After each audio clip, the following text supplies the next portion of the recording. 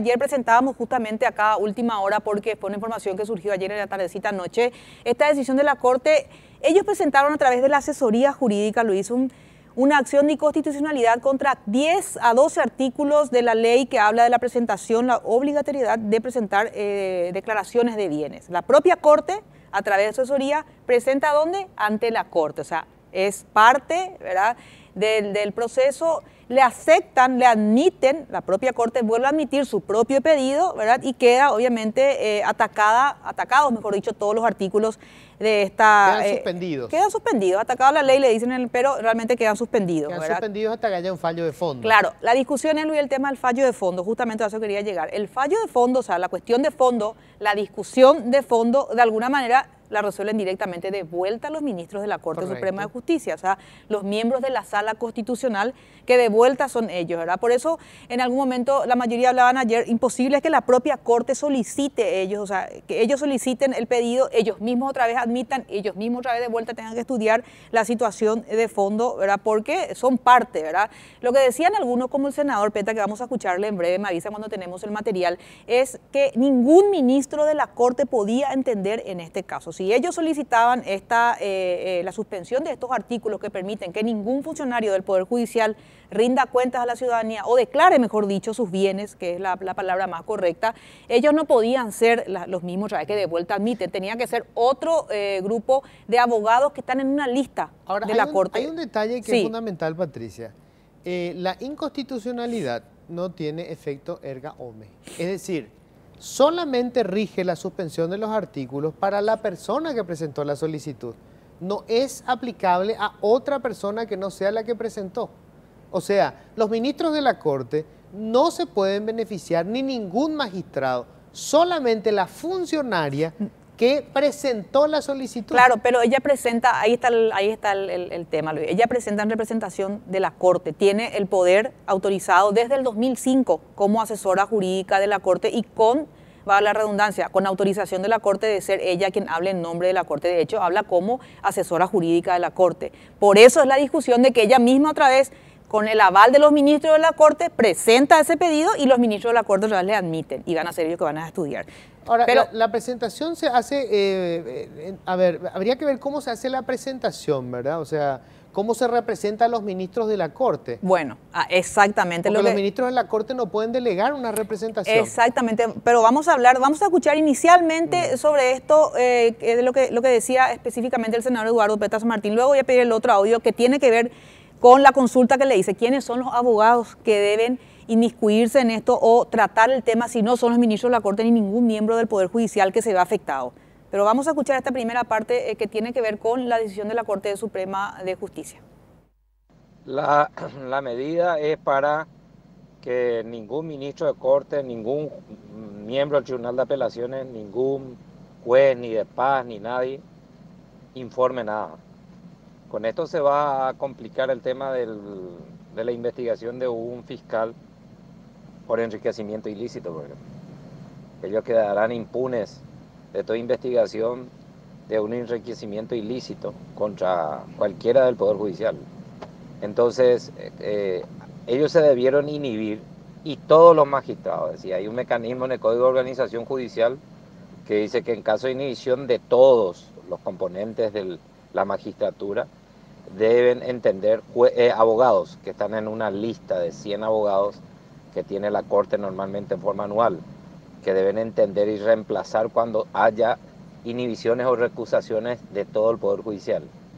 Como la medida abarca y beneficiaría a todos, entonces esta acción debió ser atendida por abogados que puedan reemplazar absolutamente a todos.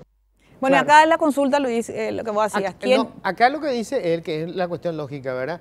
Si se presenta un recurso de los ministros de la Corte, sean por sí mismos o a través de un representante, quienes tienen que tratar ese pedido no pueden ser los ministros de la Corte. O sea, ni ellos, miembros del Poder Judicial, claro, se funcionarios. tienen que abrir, ¿verdad? ¿Cómo ocurre, verdad, la lógica? ¿Verdad? Se abren los ministros, están los jueces de primera, segunda instancia, ninguno de los jueces también lo puede hacer. Finalmente, entonces, se compone la sala con abogados del foro, ¿verdad? Y son ellos los que en tal caso tienen que determinar. Exactamente. Suele suceder, pero en muy pocas ocasiones que los abogados que no son funcionarios del Poder Judicial puedan tratar estos casos en nombre de los jueces o de los ministros de la Corte. Justamente le consultaba sobre el rol de estos abogados y esto es lo que nos dijo el senador Peta. Son abogados particulares que se hace una selección y se tiene una lista, ¿no? Y eso por sorteo se establece y integran y todos están obligados a fallar, inclusive no se habla de honorarios, hablan como una cuestión de una carga pública. Pero todos los ministros de corte, todos los magistrados se tienen que inhibir para entender una acción de esta naturaleza. Y entonces se le reemplaza con los abogados en la matrícula. Ya sucedieron casos. Es una carga social, decía Eduardo Peta, para estos abogados que tengan, porque yo pensé, decía, ¿quién les va a pagar o cómo va a ser? ¿Le paga otra vez la Corte, que la Corte es la que debe definir? No, es una carga social de estos abogados que están en una lista, ¿verdad? Claro, lo que pasa es que nunca ocurrió. Exactamente, claro, ellos mismos solicitan, ellos mismos resuelven, ¿verdad? Pero ante la polémica, Luis, que se armó hoy con esto, ¿verdad? Nosotros acá lo explotábamos anoche y hoy ya fue tema de discusión. Ya hablaron otros asesores jurídicos de la Corte y dijeron que van a revertir, que van a hacer una aclaratoria, que no era eso lo que querían decir, pero claramente están los artículos establecidos, ¿verdad? Claro. Lo que ellos claro, o sea, nadie pudo haber firmado sin darse cuenta de lo que estaba firmando ni todo el proceso, ¿verdad? Pero vamos a mostrar todo el procedimiento. Casi todos los artículos. Claro, de 25 artículos que tiene la ley, entre 10 a 12. Sí. Todo, quedó más o menos así solamente esos artículos. Y algunas cuestiones que son de los más absurdos, Patricia, por ejemplo, se plantea la inconstitucionalidad del artículo que le obliga a los ministros, a los magistrados, a dar a conocer quiénes son sus familiares hasta el segundo grado de consanguinidad. Sí. Los nombres nomás. ¿Por qué? Porque la ley que tipifica el delito del tráfico de influencia establece que no se puede nombrar a ninguna persona de confianza hasta el cuarto grado de consanguinidad. Claro. Pero esa información hoy no la tiene la Contraloría y la Secretaría de la Función Pública. Entonces se hacen los nombramientos sin que nadie lo sepa, claro, que son sus familiares. Y que muchísimo ya hemos publicado los familiares de la mayoría de los ministros, no solamente los ministros de la Corte, sino los jueces en general, ¿verdad?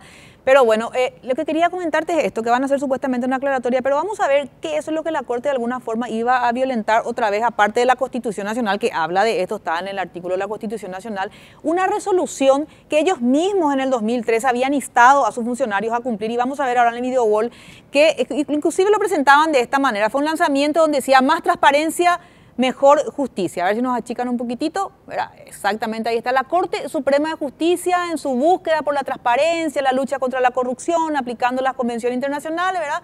Habla ya de la declaración de bienes. Es un documento que permite a los funcionarios públicos presentar datos certeros sobre los bienes patrimoniales, ¿verdad? O sea, toda una charla, una argumentación de por qué todos tenían que presentar. De hecho hay un reglamento, porque acá dice, toma la iniciativa de reglamentar. Por eso vamos a ver en la siguiente placa. Por eso quería mostrarte más que nada inicialmente el discurso de la Corte, o sea, el discurso político, lo que refiere a la transparencia. Tiene que haber un documento, porque claro. Este documento se debe presentar cuando hay nombramiento, Claro, ahora vamos a ver qué dice la resolución que justamente estás diciendo. O sea, yo te repito, quería mostrar la cuestión política antes de lo que... ¿Qué establece la resolución 2783 de la Corte Suprema de Justicia? ¿Verdad? Dispone la presentación y actualización de la declaración jurada de bienes ante la Contraloría General de la República de todos los magistrados y funcionarios del Poder Judicial, ¿verdad? Y explica al funcionario cómo se hace el proceso. O sea, ellos tuvieron una campaña importantísima por la presentación de la declaración jurada, la propia Corte, ¿verdad? Esta Corte dice, si soy un nuevo funcionario judicial, ¿cuándo debo presentar mi declaración? Y ellos le explicaban, un nuevo funcionario judicial debe presentar los primeros 15 días después del nombramiento y notificación, ¿verdad? Luego hablan de la actualización de la declaración jurada, hablan de que si el funcionario obtuvo un ascenso, recategorización o traslado, debe presentar una actualización de su declaración de bienes en un plazo no mayor de 10 días. O sea, hicieron una campaña de lo que es su resolución 2783, ¿verdad?, que tiene que ver con la ley y que es lo que dice en la Constitución. Vamos a ver inclusive la tapa del instructivo que lanzó la Corte Suprema de Justicia en ese momento, es el siguiente material. Instructivo decía: pasos para presentar la declaración jurada de bienes. Campaña, acá te hablo justamente de la palabra, campaña de declaración jurada de bienes de funcionarios del Poder Judicial. O sea, para que vean nomás lo que te quiero mostrar con esto, que hubo eso, una campaña, que la Corte estuvo siempre a favor de la presentación de declaración jurada de bienes, y es imposible que no se hayan dado cuenta que es lo que estaba presentando su propia asesora jurídica hoy, que tiene la representación de la Corte Suprema de Justicia, ¿verdad? Entonces, tenemos inclusive notas, o sea, tenemos más que dar reacciones sobre lo que la Corte quiere hacer, porque a pesar de que hoy ya se habló de que esto se va a aclarar, que va a haber una aclaratoria, que surge otra cuestión ahí, Luis. Si se va a hacer una aclaratoria de esto que se presentó, ¿quién va a hacer la aclaratoria? Dice la propia Corte Suprema de Justicia. Está habilitada la Corte Suprema de Justicia para hacer aclaratoria sobre su propio caso. O sea, lleva a otra discusión, ¿verdad? Pero vamos a escuchar, si te parece. Bueno, nunca mejor dicho lo de juez y parte. Exactamente, juez y parte. Exactamente, es así. Entonces ahora ellos van a hacer una aclaratoria y la discusión luego es de que ellos no pueden pedir y resolver. Y ahora dicen, no, sobre lo que resolvimos vamos a aclarar. O sea, van a seguir tratando el tema, ¿verdad?, a pesar de que ellos siguen siendo juez y parte, ¿verdad? Pero vamos a escuchar lo que nos decía la abogada Katia González Ruiz. Katia estuvo hoy con el grupo de abogados del Paraguay, de la Coordinadora de Abogados del Paraguay, con varios ministros de la Corte, Miriam Peña y otros ministros, creo que el presidente también de la Corte, hablando de este tema, y le reclamaron ellos qué es lo que estaban haciendo, ¿verdad? Pero vamos a escuchar lo que ella nos decía sobre esta situación. Hoy inauguramos con la Corte Suprema de Justicia las mesas de trabajo que instalamos los gremios de todo el país. La Coordinadora de Abogados del Paraguay ha sentado una posición de repudio serio, no solamente gremial, sino ciudadano, ante el propio presidente de la Corte Suprema de Justicia, Raúl Torres Quinzer. La acción de inconstitucionalidad que blinda a la Corte Suprema de Justicia, a los magistrados y a los funcionarios públicos del cumplimiento del artículo 104 de la Constitución Nacional, que los obliga como funcionarios públicos a declarar sus bienes al ingresar y al salir de la función pública, sienta un precedente nefasto y abre la ventana peligrosa para la violación por parte de otras instituciones como senadores, diputados, ministros de Corte, que utilicen este precedente para finalmente tomar el mismo camino. Es gravísimo lo que está pasando y alzamos nuestra voz de protesta y de repudio. Bueno, es lo que decía la abogada Katia González. Dijeron que salimos un poco más tranquilos de la reunión con los ministros, que le dijeron que iban a supuestamente corregir esto. Pero vamos a ver ahora esa corrección, qué tipo de cuestionamientos tiene, justamente porque son ellos los jueces de esto. La que se fue un poquitito más lejos respecto a las consecuencias, porque ellos, lo que decían, violaron los artículos de la propia Constitución al aceptar darle trámite y atacar estos artículos, ¿verdad?, de esta ley que dependen de la propia Constitución Nacional, tienen también una resolución, y también por el hecho de que ellos eran juez y parte del mismo tema. Entonces, Marta Ferrara, de organizaciones civiles, creo que de Semillas para la Democracia. Semillas para la Democracia. Habló y se fue un poco más lejos, te decía, porque ya comentó de un posible causal de juicio político, lo que hicieron los ministros de la Corte que firmaron esta resolución. Vamos a escuchar lo que decía la señora Ferrara. Lo acontecido recientemente con esta resolución de la Corte Suprema de Justicia, yo creo, a criterio mío, que amerita probablemente un juicio político de los miembros de la Sala Constitucional que firmaron semejante resolución. En cualquier país medianamente serio, la institucionalidad de la República no se puede ver violentada de esta forma, donde los ministros de la Corte actúan como juez y parte. Yo creo que este accionar, si no estoy equivocada, a mi criterio, sin ser abogada, creo que justifica plenamente un juicio político a los ministros o a los responsables de la firma de la Sala Constitucional que firmó semejante aberración. Bueno, ¿qué es otra cosa, Luis, que llama? No sé si querés agregar algo a lo que dijo Marta. No. O sea, que me sigue haciendo ruido.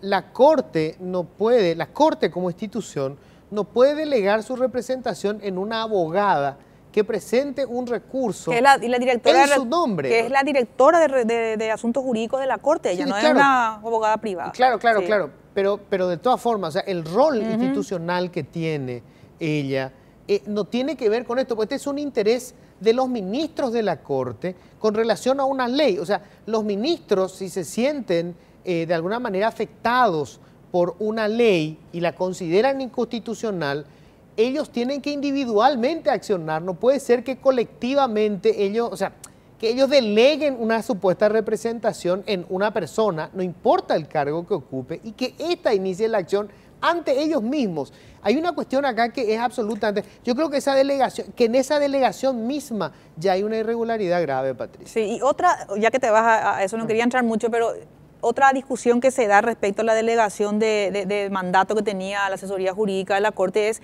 que esta delegación, este poder que se le dio a esta abogada, la directora de cuestiones jurídicas, fue en el 2005, cuando era otro presidente de la Corte. Entonces dice, ¿sigue o no vigente? ¿Verdad? Desde el 2005 ella bajo escribanía tiene ese poder, ¿verdad? Obviamente previa consulta con los ministros, que sigue, o sea, estamos hablando hace 12 años. Estoy seguro que el rol que tiene la asesoría jurídica de la Corte está determinado en la ley.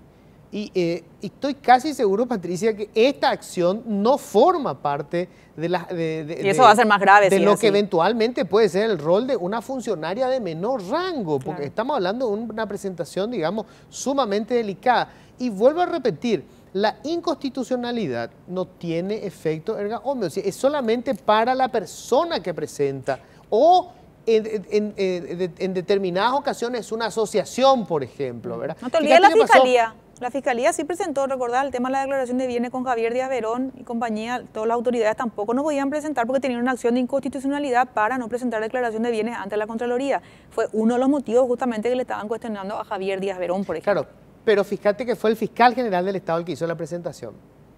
No, es que hubo una representación del fiscal. ¿Por qué acá se recurre a una abogada? ¿Y quién le representa entonces a los ministros de la Corte? Esa es la discusión. Ellos mismos. O sea, el fiscal, porque la cabeza de la institución es el fiscal general del Estado o son los ministros de la Corte. ¿Por qué los ministros de la Corte apelan a una funcionaria de menor rango? Porque saben que ellos tienen que presentarse ellos mismos ante ellos mismos. O sea, es un subterfugio para hacer una presentación que no la puede ser esta funcionaria menor. Claro, exactamente. Lo que te quiero mostrar ahora, Luis, con el siguiente documento es la celeridad, porque vos sabés que cuando se presenta una acción de inconstitucionalidad ante la Corte, eso puede tardar... No sé, te puedes sentar a bordar y vas a terminar y empezar otro bordado, ¿verdad? Eso tarda muchísimo. Se presentó este pedido de acción de inconstitucionalidad, Luis, el 7 de febrero pasado. Acá está marcado, está la acción atacando los artículos que tienen que ver, que reglamenta el artículo 104 de la Constitución Nacional. Acá vemos los artículos específicos, el 1, el 2, el 3, el 4, el 5, el 7, el 11, el 16, el 17, el 18 y el 25. Casi todos los artículos, ¿verdad?, de esta ley 5033, creo que es 5033 del 2013, que habla de la declaración de bienes. Vamos a ver, entró el 7, esto se mete en mesa de entrada el 7. Vamos a ver cuándo se admitió esta acción de inconstitucionalidad en el siguiente documento, que está marcado también en rojito, ¿verdad? Cuando la Corte da lugar. 9 de febrero, 2 días después, la celeridad increíble, o sea, comparando nomás con otros casos que están hace tiempo en la Corte Suprema de Justicia, acá y se hace lugar de la suspensión de la acción. Fíjate que dice, fulana de tal, en representación de la Corte Suprema de Justicia. Es lo que te decía, claro. A ella le dieron la representación de la Corte Suprema de Justicia. Me queda claro. Yo lo que no me queda claro es si lo pueden hacer. Exactamente, ¿verdad? Esa va a ser otra discusión seguramente mañana a lo mejor, ¿verdad? Porque hay mucho detrás de esto, no solamente el hecho que ellos no son que ellos son parte y deben resolver. Vamos a ver lo que dice el Código Procesal Penal sobre prevaricato, Luis, porque ya hablaban muchos cómo ellos van a resolver una cuestión que les afecta directamente a ellos, ¿verdad? Es lo que dice el artículo 30 del Código Procesal Penal.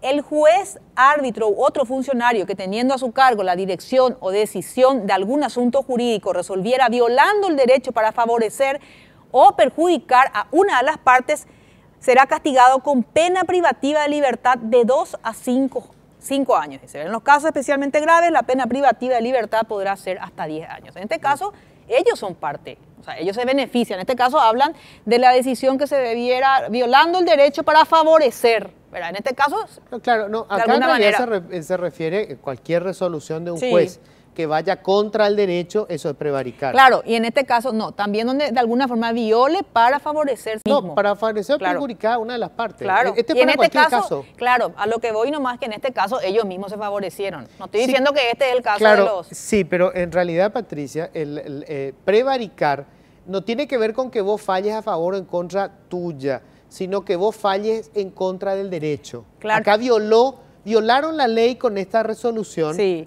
entonces eso viola el derecho, eso es prevaricar. Claro, y ellos dicen eso, lo que hoy se dicen, lo que dicen los principales críticos, que ellos violaron al ser parte de esto porque de alguna forma ellos no tenían debían por qué inhibirse. Debían inhibirse y llegar a la lista de los abogados que tiene la Corte Suprema, así como nos decía, nos recordaba más que nada el senador Eduardo Peta. A ver. Y se puede hablar de un caso especialmente grave por la connotación que tiene. En ese caso se aumenta hasta 10 años. Exactamente. Vamos a ver, hablando de la celeridad siempre, ¿verdad? Ese mismo día, el mismo día que admitieron el documento, que resolvieron, que se atacó, que se admitió la suspensión de estos artículos, ya comunican a la Contraloría diciéndole nosotros a usted no le vamos a dar nuestra declaración jurada. Vamos a ver el documento solamente para ver lo rápido que se hizo todo en 48 horas más o menos. A ver, el 9 de febrero, el mismo día, o sea, todo esto tuvo que redactarse en un mismo día, ¿verdad? Esta ya es la nota que le envían a Enrique García, el Contralor General de la República, ya le avisan ellos que y le envía a Miriam Peña. Exactamente, le envía a Miriam Peña. Presidenta de la Sala Constitucional. Sí, ella es presidenta de la Sala Constitucional, ella es la que firma inclusive esto, ella le envía al señor Contralor y le dice nosotros ya atacamos de inconstitucional artículos que tienen que ver con la declaración de bienes y no vamos a presentar, en pocas palabras, ¿verdad? Es lo que dice esto, ¿verdad? Dice, a ver, hacer lugar a la suspensión de los artículos tal, tal y tal, que reglamenta fecha dictada por la Contraloría General de la República en relación a los ministros, magistrados y funcionarios del Poder Judicial. Todo el Poder Judicial, Luis.